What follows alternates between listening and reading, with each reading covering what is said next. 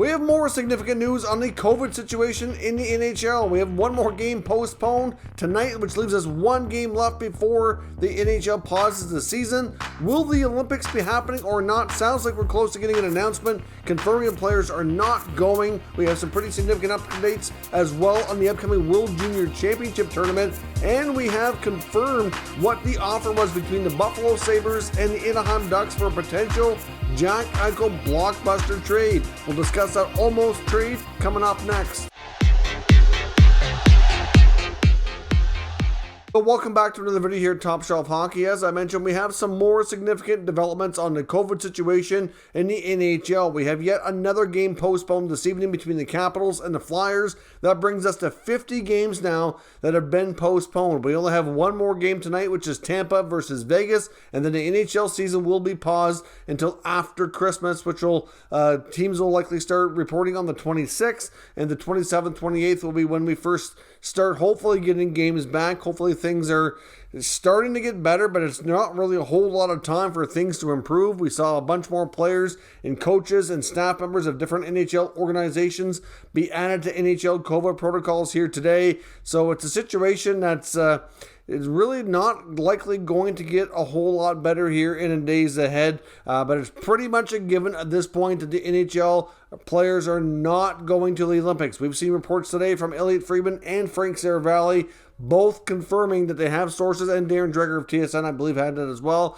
confirming 100% that the NHL players are definitely not going to the Olympics. The only reason they haven't made an announcement yet is that there's a lot of third-party people that need to be informed, such as the IOC, a big one there, obviously, as well as the all the players need to be officially informed. Hearing players talk, it sounded like they were pretty well aware that it likely wasn't going to be happening anymore. Many players are very disappointed. They've been looking forward to this their whole lives. In some cases, many guys that would have been on these teams have never got a chance to play in the Olympics before. So it's very, very, very disappointing, but it's the nature of the situation where they're dealing with right now. With all the games lost, the NHL's not in a situation where they can really afford to take that Olympic break any longer. So they will be using some parts of those dates to make up some of these lost games or postponed games here. So it's believed when the statement finally does come out that the NHL will be indicating that it's strictly to do with their schedule and the lost games that they need to be able to redo here, and nothing to do with the protocols involved with the China Beijing games. Obviously, that's not something that's really overly appealing to many players, and I think the league and teams had a lot of concerns about the protocols and every quarantine rules and everything like that. But at the end of the day, as much as they had concerns over all that stuff, it's not the end-all reason here that they're not going to end up going. So that should be coming out just about any time. NHL insiders were reporting it could happen today, which it hasn't as of yet. It could come out tonight or tomorrow, or very soon we'll have an official announcement, and we will discuss it in a little bit more detail at that time. Now, we did get some more details on the upcoming World Junior Championship tournament being held in Edmonton, Alberta this year. We got word that the Alberta government officials have confirmed that they will only be able to have 50% capacity for fans. So that's certainly a big blow. We saw the World Juniors have to be conducted last year with no fans, basically in a bubble type setting like they did for the NHL playoffs, which is great. They were able to have the tournament, but obviously without the gate revenue, it's certainly a major hit financially for the tournament operators. So 50% is better than zero for sure, but it's a long way from 100. And after having everything that happened last year, it's really unfortunate that's going to be the case. But many governments are across Canada, provincial governments are all putting various types of restrictions with the new Omicron variant running its course through the country. Case counts are through the roof in many provinces, and it's just getting to that point where they need to do something, and reducing crowd capacity is right at the top of what public health officials feel like is the best thing to do. So that's an unfortunate circumstance for them, but at least the tournament can still proceed. We did get word on a couple of key players here being named into their leadership groups for Team Canada and USA. Team Canada is going to be captained by Habs prospect young defenseman Caden Gooley from the Western Hockey League. His alternate captains will be Jake Neighbors, who is a prospect for the St. Louis Blues and had a decent start in some NHL time this year, as well as Cole Cole Perfetti, former first-round pick of the Winnipeg Jets, who's also seen a limited amount of NHL time here as well. So those three players will all be a big part of the leadership group here for Team Canada. They certainly have a lot of interesting names on the roster. There will be a video coming out here on the channel within the next couple of days, to like a tournament preview to what to look for, going over some of the rosters and things like that. And certainly Canada especially is going to have some young guys to watch. There's potentially the next 2 first overall picks in the 22 and 23 drafts. At least it's looking that way as of right now based on projections. The Canada could produce the first overall pick in those 2 drafts, and they're both going to be on this team. We get Shane Wright of the Ontario Hockey League, who is projected to go first overall coming this summer in 2022, as well as Connor Bedard, who is projected right now at least to be one of the top players likely to go first overall in 2023. So there's not too many players that make this team. As a 16-year-old, Bedard's in very elite short company, including guys like Gretzky and Lindros, etc. There's not very many here. I believe Crosby was the last player to accomplish this, so it's not something you see very, very often at all. So good on them. Of course, the other guys like Mason McTavish will be a big part of this team, who was the number 3 pick and played with the Ducks a bit this year as well. So Canada's still well stocked here, of course, and will be one of the top contenders as usual in the tournament. The U.S. team will be captained by Senators prospect Jake Sanderson, of course, who's playing in the NCAA, playing college hockey at the University of North Dakota, having a tremendous season. Sanderson, of course, was taken along with Tim Stützle very highly in the 2020 NHL draft by the Senators. Of course, they had their own pick, as well as the Sharks pick from the Erik Karlsson trade. So, of course, they were able to get 2 high-end prospects there in that draft. Sanderson right now is looking to be a projected stud defenseman, likely top 4 for sure, probably a top 2 player. At least that's what he's projecting as right now. So he will be team captain for the USA team. His alternate captains will be Matty Beniers, of course, who was drafted, the first overall draft pick by the Seattle Kraken in last year's draft. We also got Kings prospect Brock Faber, as well as Hawks prospect Landon Slaggert. So that's the leadership group for the Americans, who also, like usual,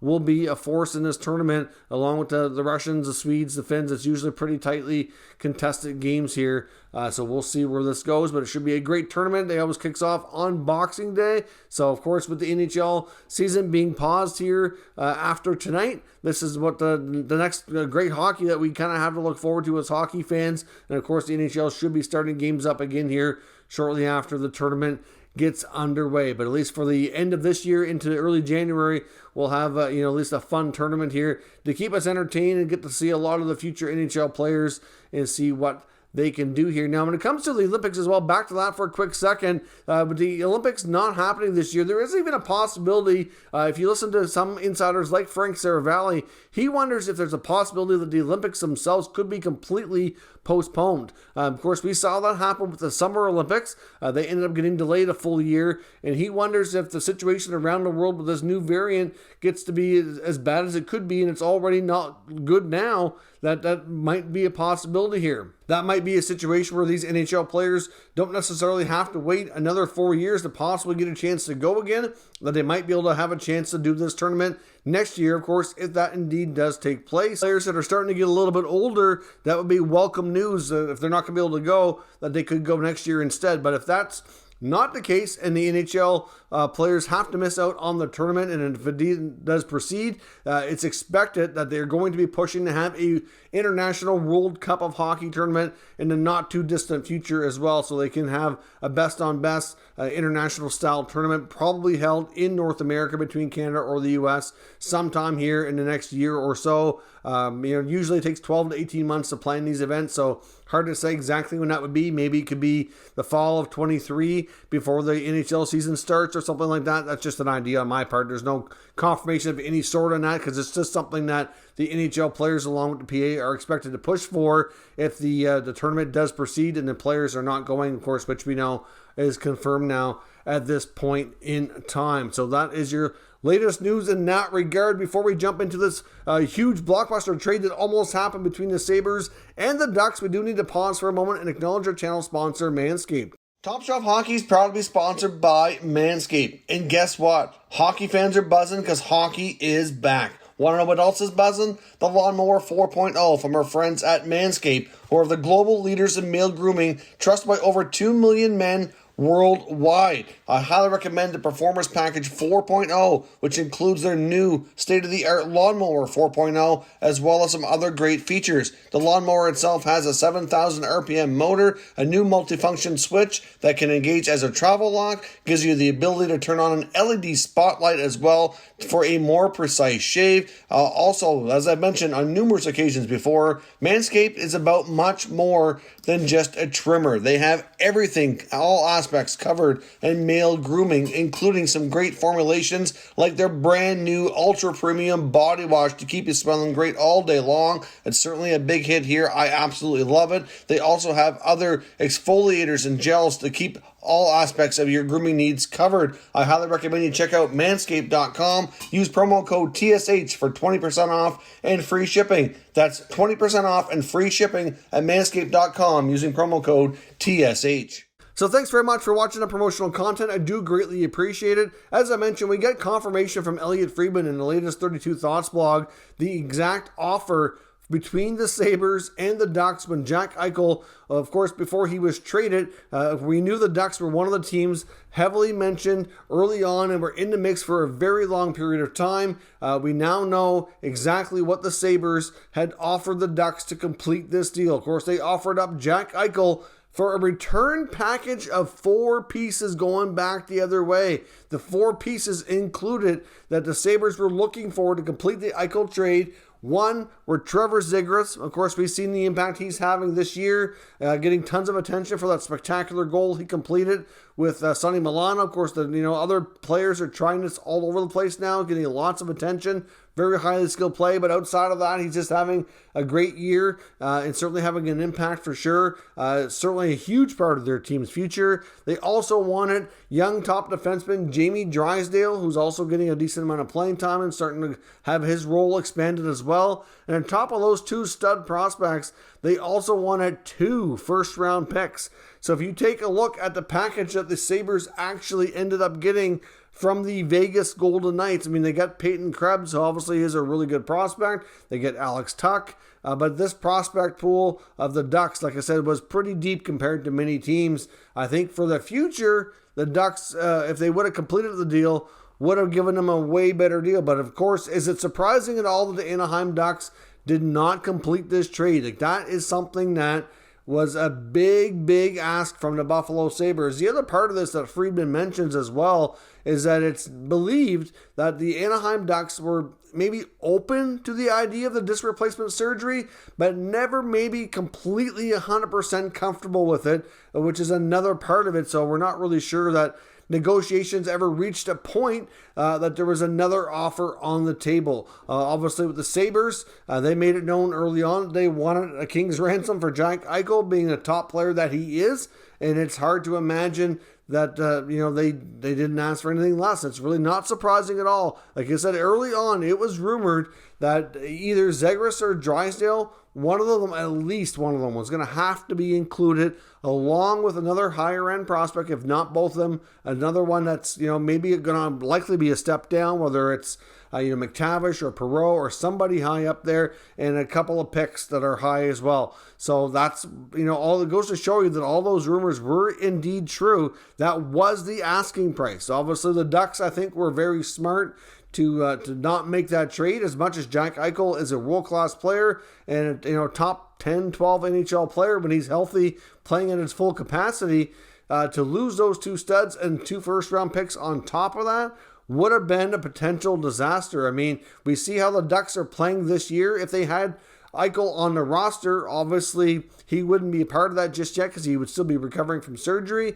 Zegras wouldn't be there having the impact he's having. Neither would Drysdale. And the future right now would not look so bright. This season will likely be, not going quite as well as it is. And you wouldn't have all that optimism because those guys wouldn't be part of it. And your next 2 first-round picks would not be on the table either, which would be a big blow. So I think even though he's not there any longer, General Manager Bob Murray certainly did the right thing by rejecting this trade and holding off here, and obviously, maybe sticking to his guns that those guys were not going to be included. It's been also been reported throughout this process that the Ducks were absolutely refusing to include both of these guys. I guess there was rumored at some points that maybe one, but certainly not both, and that Zegras was probably the most hands-off player on the roster, with Drysdale being a pretty close second. So not a surprise this deal didn't happen, but it's nice to get confirmation on what exactly was on the table.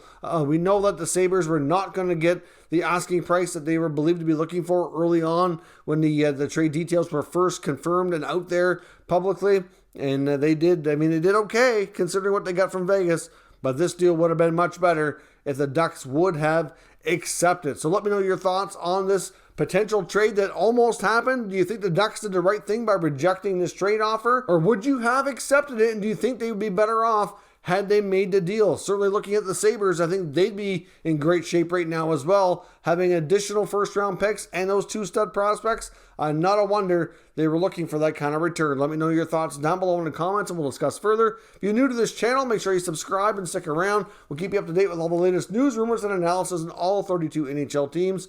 Thank you for watching, and I'll catch you next time.